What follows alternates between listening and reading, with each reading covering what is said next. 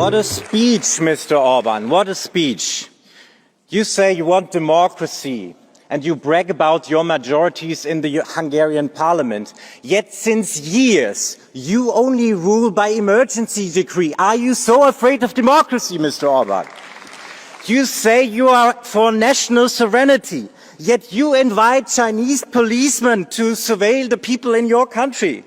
You say you want to stop migration, yet you let Russian spies into our Schengen system and call it national card. That is what you're doing. Mr. Orban, you are not a patriot. You are just a useful idiot of Russia and China. That's the reality. You say you want to fight for more economic competitiveness, yet you keep introducing new company laws and taxes to drive European competitors out of your country.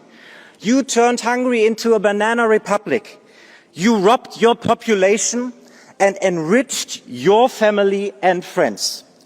Under your rule, Hungary has become one of the poorest and officially the most corrupt country in the EU. Thank you. What a fraud.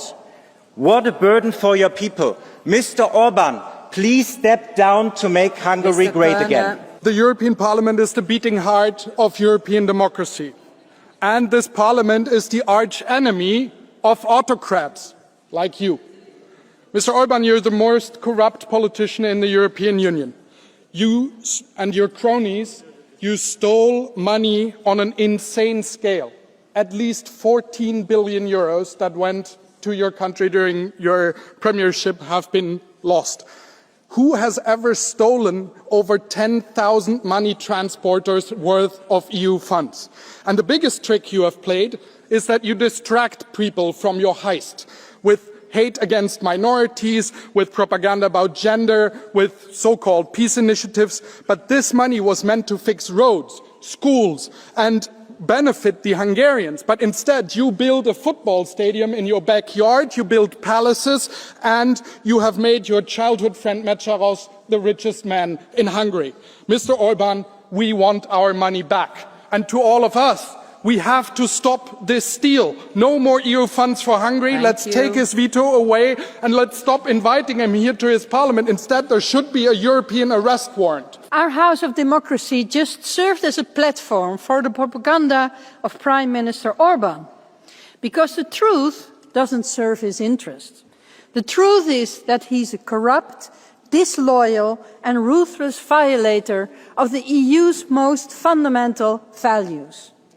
Instead of listening to him, we should give the microphone to the Hungarian people who face the daily hardship of living under his autocracy.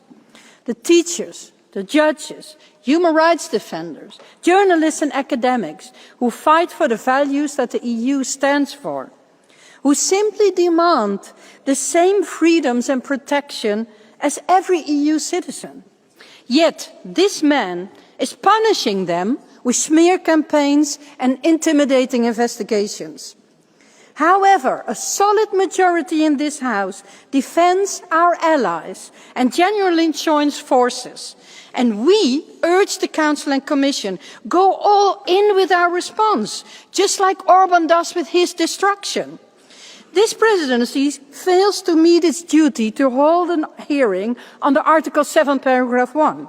We urge the Council to use Article 7, paragraph 2 and prevent Orban from hijacking EU decision-making.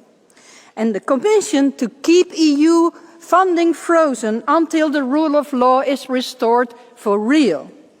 Be consistent, credible and act with urgency.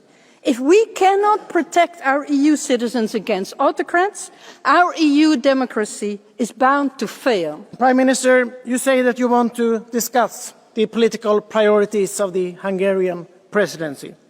For example, you say that you want to reinforce European defence, you want to regain control of the external border. I welcome these priorities. The problem is that you and your government act in the opposite way. Instead of focusing on strengthening the defence of Europe, you went to Moscow to shake hands with Putin, the man who wants nothing else than to destroy Europe. He is the man who has launched a war of aggression against your own neighbor, Ukraine.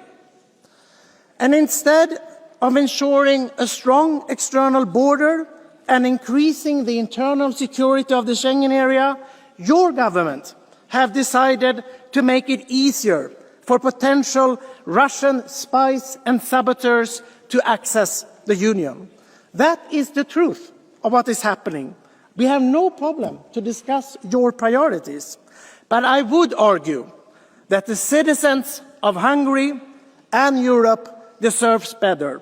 And trust me, change is coming, also to Hungary with the TISA party. Get ready.